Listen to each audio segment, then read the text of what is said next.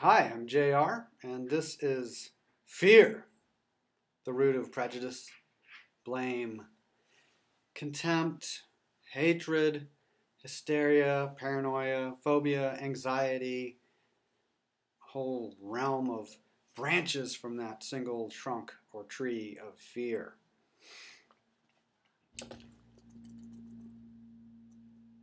This includes a story that I really like. But before we get to the story, when we fear something, we tend not to take initiative to explore it, right? So fear itself is a subject that relatively few people will have the courage to explore. So simply by presenting fear as a topic,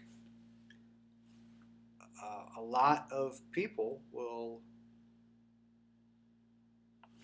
be frightened of exploring. And that's a very important point. I don't just mean as it relates to you exploring this content if you choose to watch it through to the end. Uh, but just be aware that there's really no subject that I could pick. Like hatred, well, people don't think of themselves as having hatred. It's, in some ways it's kind of a popular subject in some cases. But fear itself, the basic, simple subject of fear, if people are frightened of it, they won't explore fear. If people are paranoid, in other words, they're frightened they're anxious about experiencing and exploring fear. Well, if they're anxious or afraid, they won't explore it. So we've got a really kind of exclusive group of people who, if you watch this, you would be identifying yourself among. People with a certain amount of faith and willingness to experience courage, which might even involve exploring fear. So here we go. When we fear something, we tend not to take initiative to explore it, right? If we're taught to fear something, if we're taught it's forbidden, if we're taught that there's going to be a punishment or there's a great danger in exploring the information, then we might not explore it. And reasonably, there are certain things like, say, flying a helicopter. You wouldn't want to try and just figure out how to do it on your own. You might want to speak to somebody and have them kind of guide you through it, train you. So in regard to fear, well, it's not like we have to go find fear. We have experience with fear. You don't have to go find a helicopter or go find a helicopter trainer. Fear, we know. But it also may be helpful to be in communication with other people who may have a mastery, a familiarity with fear beyond what's already familiar to any particular individual. So I find it notable how shocked people can be about other people's presumptions that have been normal in other cultures. If you think about just any culture in the world, they do something that's a little bit shocking to other people. I think of the Philippines. In the Philippines, they eat certain things that are a little bit shocking to other people. In certain parts of Asia, they eat certain things that are a little bit shocking. Um, the clothes that people wear, you might think, oh my gosh, did you see just how weird the wig of that person was, or how weird the attire was, or how scantily clad a particular person was in a particular setting. Um, we may not look out with this sense of shock at other cultures. When I say we, I mean the individuals who are part of the dominant Western cultures. But we can certainly look out at people who do things like put weird tattoos, and they put holes through their lips and huge holes in their ears. And of course, in the case of the ears thing, we now see in some urban subcultures, alternative youth cultures. Some of the urban youth are getting the little um, the little earrings that they then keep getting bigger and bigger uh, discs. And those clay discs eventually leave a really big gap in the ear. So if they don't have that clay disc in their ear, they got a big loop of hanging off ear, basically. So there's any number of things that we might find shocking. Some things that we find shocking is cannibalism. Another thing that we might find shocking is when one man has, say, 150 wives, or 15 wives, like was so common in the Bible. So there's lots of things that are culturally startling and shocking. And it could be quite normal in one culture, but somebody from another culture looks at it and thinks, that is really weird. And what are the things that I'm talking about in particular here? The prejudices of a particular group of people. Like about diet. Some people will not eat any pork. Some people will not eat anything that's blessed, that hasn't been blessed by a certain religious leader that's going to do a certain kind of quality control on it.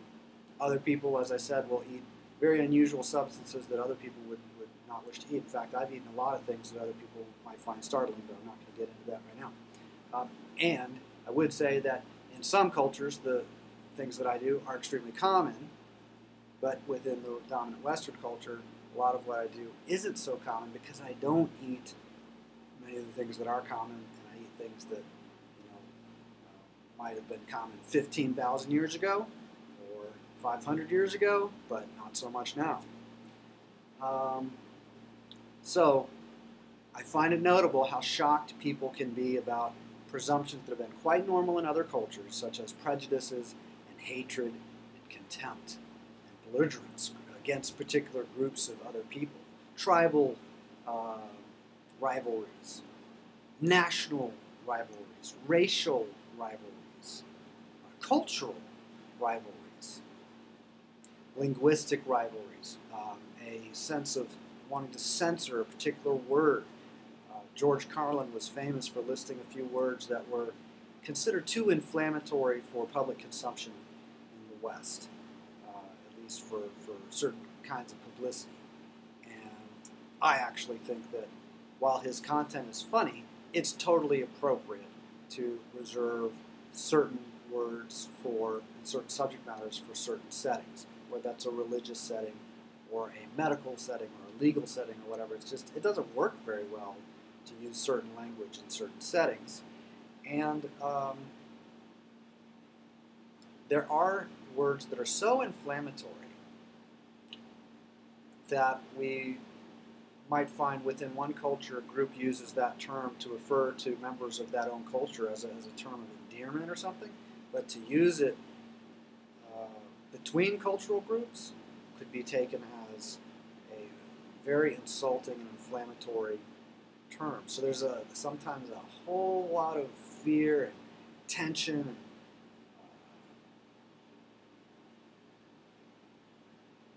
belligerence, defensiveness right under the surface. And it can take a single word, say gringo or cracker.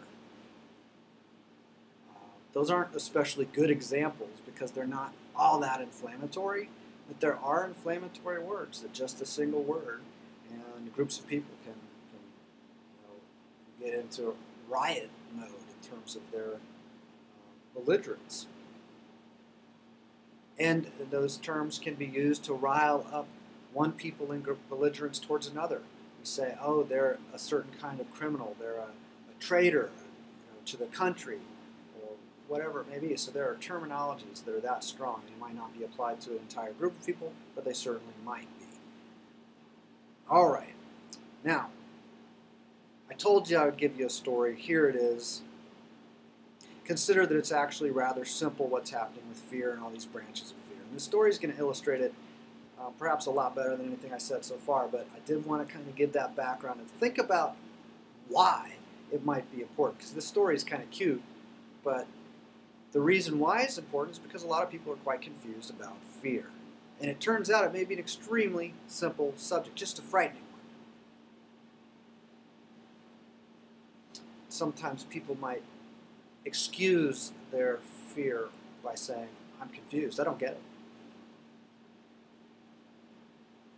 Well, so let's look at how it could be simple. If I was 2 years old and terrified of big dogs, would I be eager to go pet one? No, probably not. When I fear something, I tend to resist exploring it, right? We could be at the zoo and looking at the pretty fishes, the colorful little fishes in the aquarium near the entrance, and everything's going really great, having a wonderful time at the zoo, until we get near the den of the wolves. Now remember, I don't like big dogs. I'm afraid of big dogs. Okay? Never imagined that. I'm 2 years old. Remember, I'm 2 years old. So I'm really frightened of big dogs, and we're getting near to that den of wolves, and I'm wondering, wait a minute, aren't wolves a kind of dog? Wait a minute, what are you people thinking? Wolves look a lot like big dogs to me. Other people could say, oh no, they're not big dogs, they're totally different. It doesn't work too good to explain that on a 2-year-old, does it? So I do not even want to look at these wolves from a distance. I don't want to get close to them. I don't want to read the word wolves. I don't want to hear explanations about it. I don't like big dogs. Wolves are big dogs. End of story. Eventually, my parents realized that it's best to just move on to the big cat section, so we move on and don't even get into the wolves area. However, by then, I've already been put on edge by the mere thought of going to see the wolves. I'm scared, okay? So I'm still scared. We haven't gone to see the wolves, but I am not totally calm yet.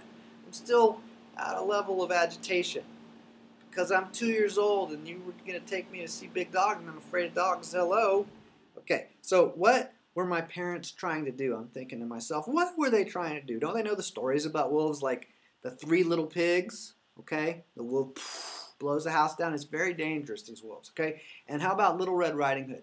This is weird that my parents would want to take me and expose me to wolves. I mean, I don't like big dogs. That I've heard the stories. They're the ones who told me the stories, and now they want to take me to see one. Nah. And I'm starting to wonder about what's going on with them. What's this about, right? Okay, so now I'm thinking about wolves and big dogs. Yeah, there's cats over here, but I'm still thinking about the wolves and the Little Red Riding Hood. Why are they going to tell me this, right?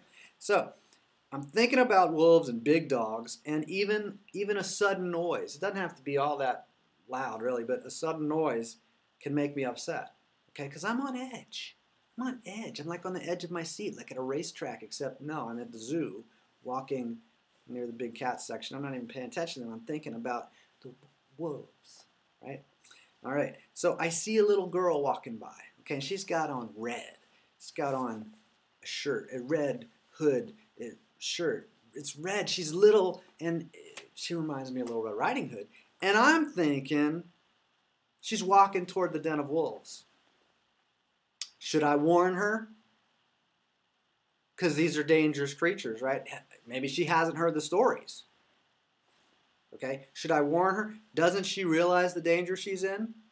I try and get her attention, but I don't know. Maybe she doesn't speak English or something. I don't know. I'm like, hey.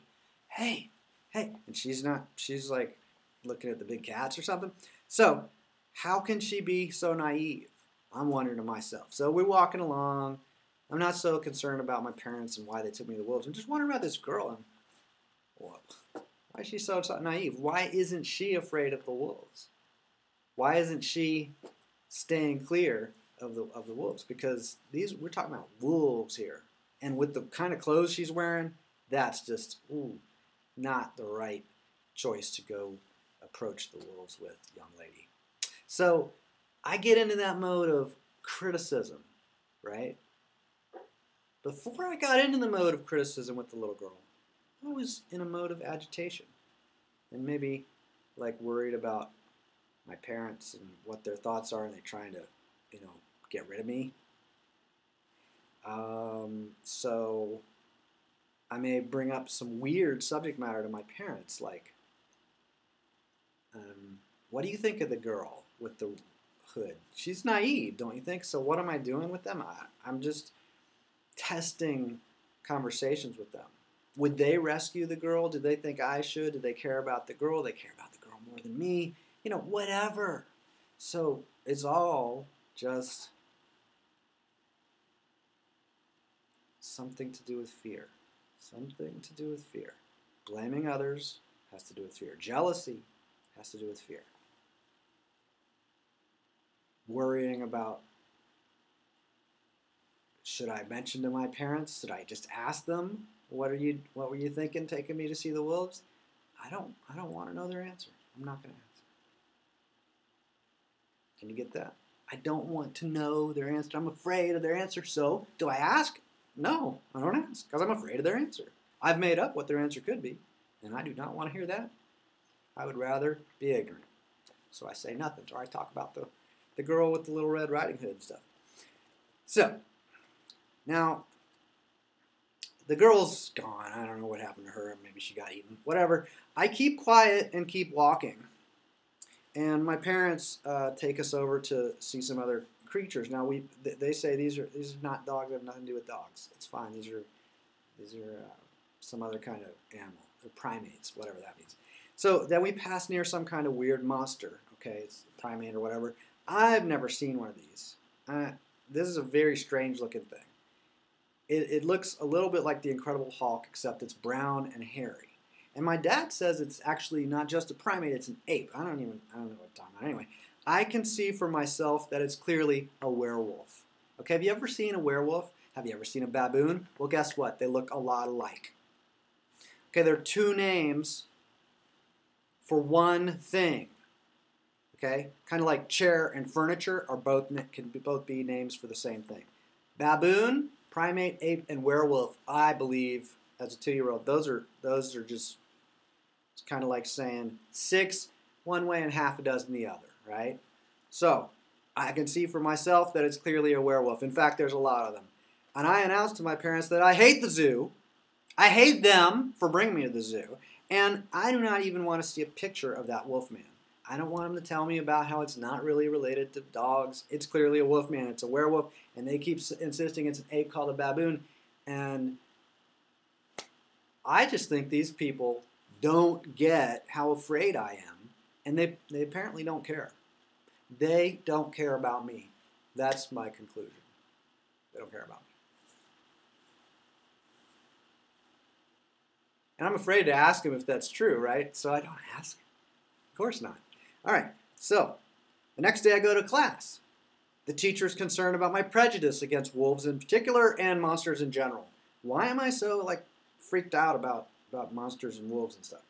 Okay, I interrupt class with violent outbursts about how some little girl at the zoo does not even really matter to me because she wore red and everyone knows that is a stupid thing to do. I mean, no one would do that. I would never do that, especially not near the wolves at the zoo. I mean, come on.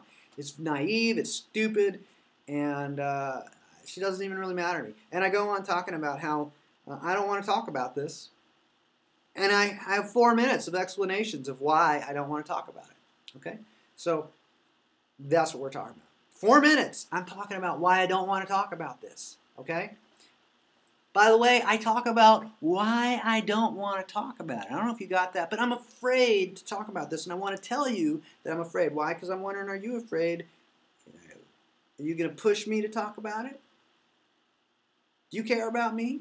See, are you frightening to me? There's all this kind of background stuff going on. So the teacher, because they're a well-trained teacher, they recommend that we go visit the authorities about getting some prescription drugs to cure my attention adrenaline deficit disorder, okay? Because I'm just kind of freaking out and disrupting the classroom. And that's how that story ends. Now, the story is actually just the beginning. It's just an illustration. It's like a book in a picture, or a picture in a book. It's an illustration on the cover of the inside.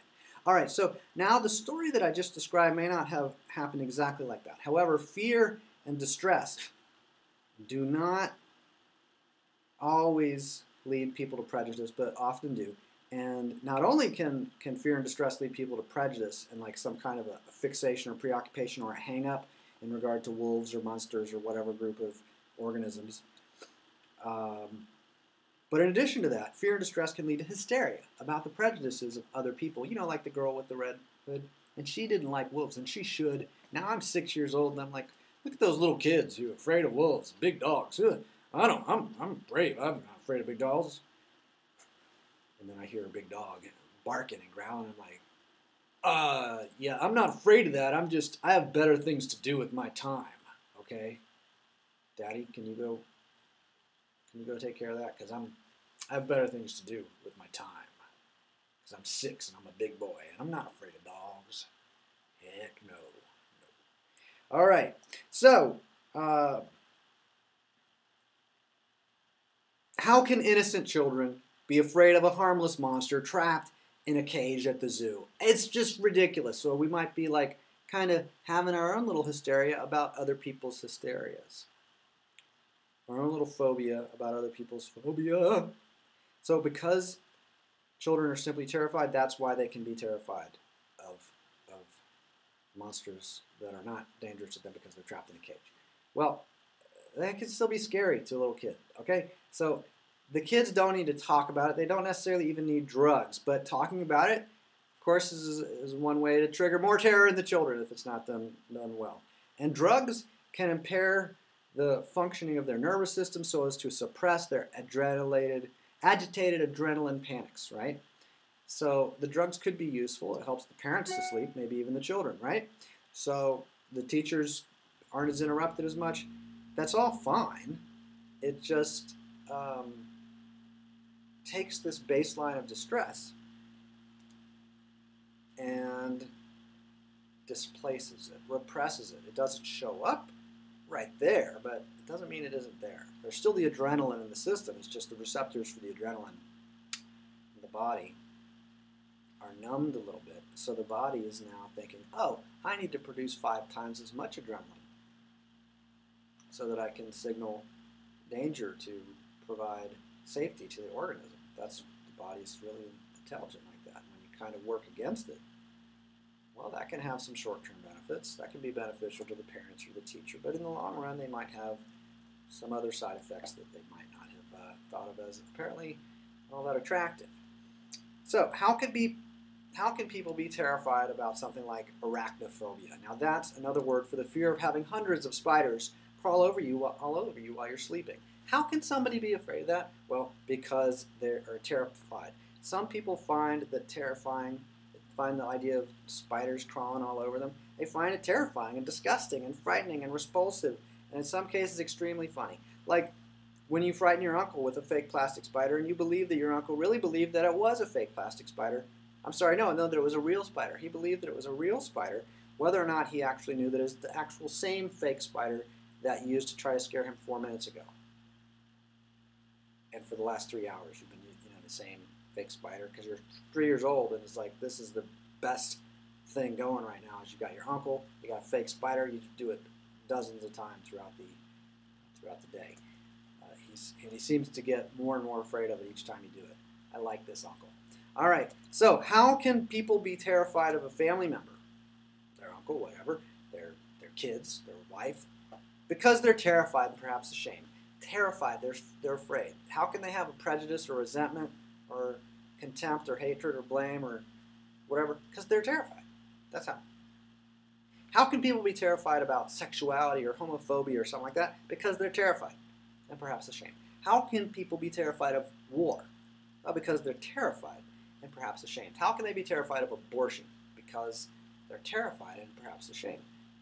So this displacement could go to anything. Oh, there's all these subject matters, and I don't know. I'm just so afraid of all of them. How could people be terrified about epidemics or famines or pollution or global warming or toxic foods and toxic medicines and anything bad? Well, because they're terrified and perhaps ashamed. So there has to be a bunch of things that are bad. Why? Because I'm in distress and I need to know which things I need to defend against and which are the things that are most threatening. I need to list them, and it's important. And I need to be prejudiced against them and on the lookout for them and on guard. and watch out for them and make sure that I'm safe from all of the world because it's very dangerous. Life's dangerous. And that may be true, or it may be false. But certainly the experience of terror or fear is one possible experience. Now, how can people be terrified of a particular group of people that they expect may soon launch a war against them or commit crimes to their detriment, or maybe use the water that they were planning to use for farming or whatever, and those other farmers upstream, or they're taking all the water, or they're putting stuff into the water. It's, well, why are people terrified of those things? Because they care about their own lives and because they're terrified of whatever they're terrified of and whoever they're terrified of. What if the group of people are the local mafia, or a foreign drug cartel, or communist assassin spies from a foreign country? Well, then that is the trigger of the terrified hatred. The blame,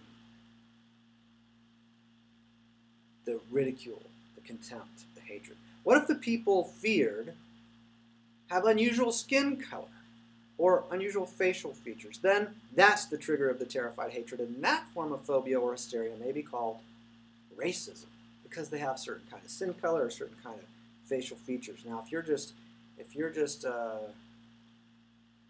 discriminating between people who are old and young, or people who are have Down syndrome and otherwise, well, that's not racially specific. People of different races can have Down syndrome features, right? So you don't have to be Mongolian to be a Mongoloid in your features. But guess what? The idea of calling people Mongoloids in terms of having the features of Down syndrome and that kind of thing, that's because in Mongolia there was probably a lot of that. I would assume that's where that comes from. I don't actually know. I'm just making this up. But consider that that's true. And so some people could be against the Mongolians or against the invading barbarians, and they can call them by whatever groups, by whatever names. The Goths, who are Gothic. The Barbars, who are barbaric. The Vandals, who are Vandalists. And so on. The Romans, who are romantic. Okay? So, what if the feared people live in a particular part of town, a particular area, or belong to a particular political group? Well, then that is the trigger of the terrified hatred. Any mention of that group, if I find out that somebody's a member of that group or isn't a member of my group, even I could be afraid of somebody just because they're not a member of my group. I thought you were a member of my group and you turn out not to be, I'm afraid of you. Oh, in fact, you're a member of that group? Oh, I'm really afraid of you. You speak that language, you have that background, you went to that college, you like that sports team. Oh, you're my enemy. I don't like you. I am a fan of the teams I am a fan of, and you guys are rivals. Or maybe you're into hockey and I'm into soccer, and that's just, what? Why would you be into hockey? Soccer is clearly the best sport. I'm into NASCAR and soccer. You're into hockey and like figure skating? That's not even a real sport. Is that a real sport? That's like golf. That's, yeah. Anyway, so what if the people that I fear own a dog or breed dogs, and I'm phobic of big dogs, remember? Maybe I'm not, but if I am, then that's a trigger for the terrified hatred. It could be anything. It doesn't take much, okay? Every phobia is hysterical, and every hysteria is phobic, okay? Every hysteria is phobic, and every phobia is hysterical. Okay? Okay. So,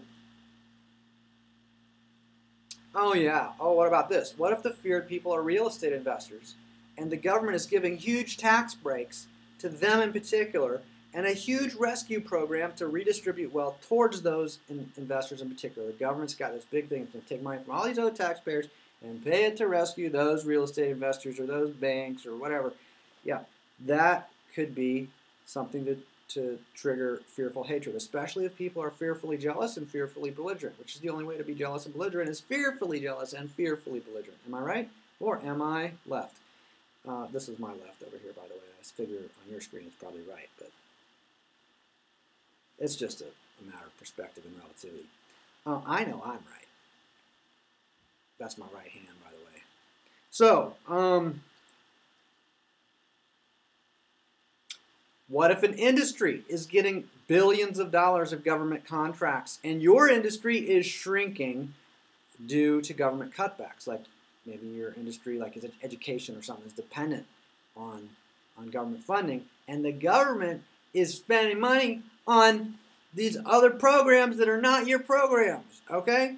Then there could be frightened hatred of the oil companies or the banks or the weapons manufacturers or the pharmaceutical industry. Why do they want to pay all this healthcare stuff? It's socialized medicine, and it's not fair. But if they would just give me health benefits, that'd be fine.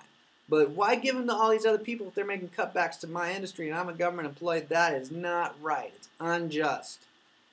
It's left. Right? All right. So, which is the worst industry? Is the government that's wrong? No, I mean, I criticize them, but you know what's really bad is the people who are receiving the money from the government. They have lobbyists, and they're out there doing their own self-interest and their commercial interest, and it's really, really disgusting me and frightening me. And they're like the oil companies or like the pharmaceutical companies or whatever, the weapons manufacturers, ooh. And I'm not in that industry, right? So if I'm not invested in that industry and I'm invested in some other industry and my industry is getting cutbacks and that industry is getting, rescue programs, I'm like, wait, that's unfair. That's just unfair, okay? And I have a terrified hatred of the recipients of the thing that I'm jealous of not receiving that they are receiving because it's not fair, and I want it. So, if one religious group is led by about 829 insiders, and it concentrates the control of an enormous amount of wealth into a tiny 109-acre section of a city, a walled city within a small country, and for hundreds of years, that religious group ritually installs its authorized agents as local governments or monarchs or overseers, bishops, kings, that kind of thing, throughout its patriarchal empire. Well, what if I'm not one of them? What if I'm not one of the elites that are getting so much authority and respect and wealth? Okay, then I might be jealous of them. I might be terrified of them because they're dangerous. You know what those kind of people do, don't you? Well, then there might be a frightened hatred of the Vatican. For instance. So, let's see. So what I find interesting, stories aside, examples aside, what I find interesting yet quite simple is that what most people fear, they don't actively explore because they're afraid of it. So they don't explore it actively. If they're invited to explore it, they probably decline, right? Or once they find out that's the thing I'm afraid of, whoa, no more. That's enough right there. And I don't like these people, and the subject matter is disgusting, and it's ridiculous, and it's infuriating, and it's really offensive that they would even bring this subject up, right? So, right, what people fear most, they may even intensely resist exploring. They may ridicule other people for exploring it. Astrology, for instance, is one of the most dangerous things, well, maybe not, but whatever. It could be ridiculed. Witchcraft could be ridiculed. Propaganda could be something. It's just horrible to study that. You should not study that, okay? The inside of the human body, for a long time there was a lot of concern about this being a very bad idea to cut into the inside of a human body. In some cultures, it's still considered normal, and in some cultures, it's still considered a violation of sacred principles to cut into a human body. Like, that's violent, that's harmful, that's dangerous. Don't do that. It's a violation of sacred rules, okay? What people do not explore, like because they're afraid of it, well, they don't learn. They don't learn about. And what people do not learn, they do not master. But speaking of mastery and speaking of mastery of fear, the cultivation of fear is the instrument of the directors of horror films. The cultivation of fear is the instrument of dictators and warlords and monarchs and pirates and emperors and empires.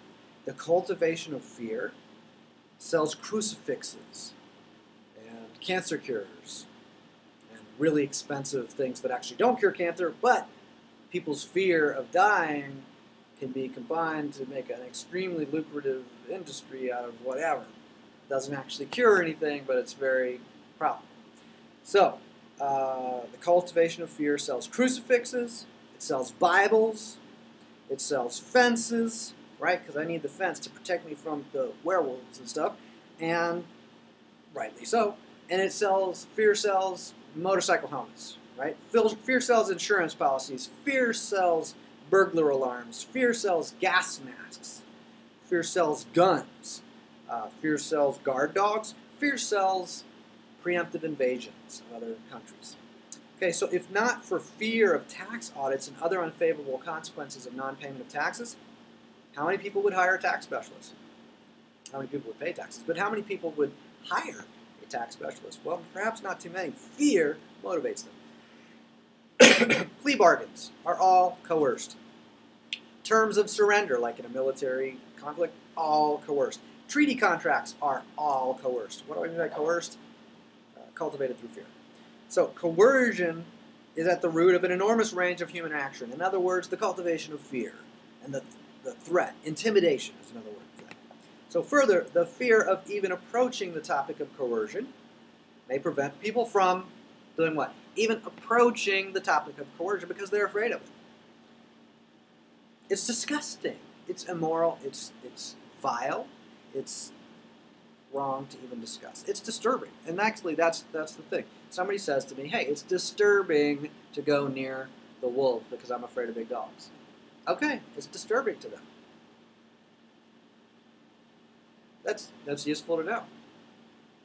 I may want to go in a different route and not take them to what disturbs them if I'm especially if I'm planning to be around them for a while and want to have enjoy myself, then I probably wouldn't do something that I can anticipate would disturb them, right? So, coercion is a topic that could disturb a lot of people. Further, the fear of even approaching the topic of coercion can be so frightening that people just don't approach the topic of coercion. The fear of fear itself may become something of a religion, a culture. The paranoia and hysteria of fearing fear itself. The paranoia and hysteria that dismisses all conspiracy theories presumptively. Oh, that's a conspiracy theory.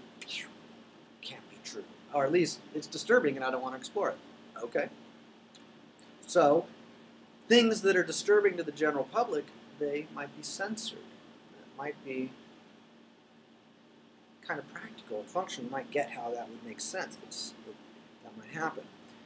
All conspiracy theories could be dismissed except the ones that are presented by the spokespeople of the great empire of coercion, such as the President of the United States. So if the President says, well,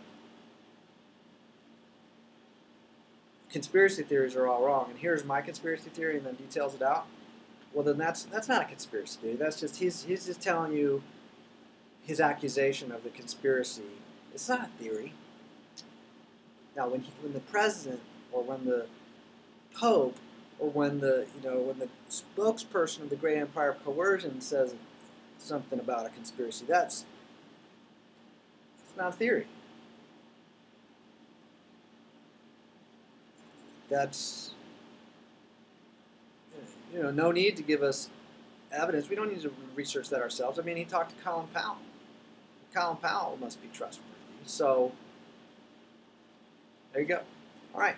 Now, the fear of fear itself may become something of a religion, and if the spokespeople of the great empire of coercion speak to us, that's not mythology, that's not a theory, that's not a conspiracy theory, that's just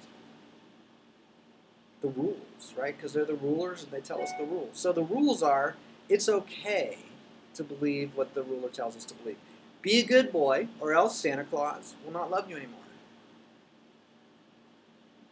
Now, if somebody comes to me, I'm 2 years old, and somebody comes to me and tells me there's no Santa Claus, I know this person is disturbed.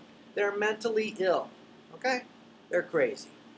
Of course, there's a Santa Claus. It's like somebody saying there's no such thing as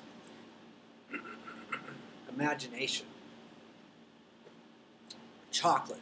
Everybody knows there's chocolate bunnies. Those are, come on. I had one just the other day. I saw one. Looked like a werewolf a little bit after you bit it. Never mind. So, be a good employee or else you'll be fired. Why? Because you'll be fired if you want. It's coercion. That's the system.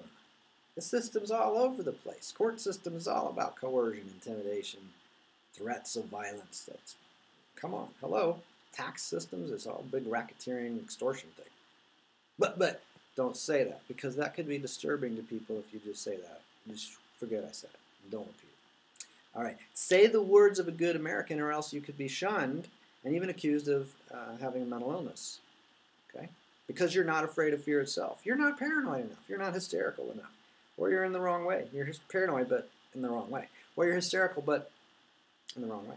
So, say the words of a good Christian, or else you will be accused of witchcraft, or studying astrology, or tortured in our Holy Inquisition. You fear your own good. Of course, we all know that it is only our enemies who use such horrifying methods as coercion and cultivating fear. We do not do that. Our enemies accuse us of such things, but that only proves that they are deceitful. Which is, of course, the absolute worst thing to be, which is why we admit that our country has the most transparent spies and the most transparent military of any country in human history, with a gloriously perfect record of getting better all the time. That's right. Well, to the extent that we admit having any spies or military at all, which I can neither confirm or deny due to the gag order. So, I don't think there's really any censorship in this country. However, censorship's bad after all, so we're good, so do the math. Now, let's talk about our enemies and their accusations, which border on fundamentalist Santa-like mythology and hysteria and so on. Our presumptions and our cultural norms, those are the truth. But what those people do, that's like hysteria, paranoia, and stuff. Well, those people are extremely deceptive and antagonistic and untrustworthy, daring to accuse us of conspiracy, like baiting them into invading a country. And I'm talking about the Soviet Union here, or the Nazis, or Saddam, or whatever. Baiting them into invading a country only so that we can then go in to defend that country from our enemies who have unjustly invaded, allegedly using technology and funding that we provided. But that's ridiculous. That's just their accusations. That's more communist propaganda. We don't use propaganda, and we're not communists, okay? Communists are bad, and we're good. So it's ridiculous as well, impossible, as well as a very mean thing to say for them to accuse us of all that stuff. We would never make an agreement with them and set up an expectation that if they invade somewhere that we're going to go in and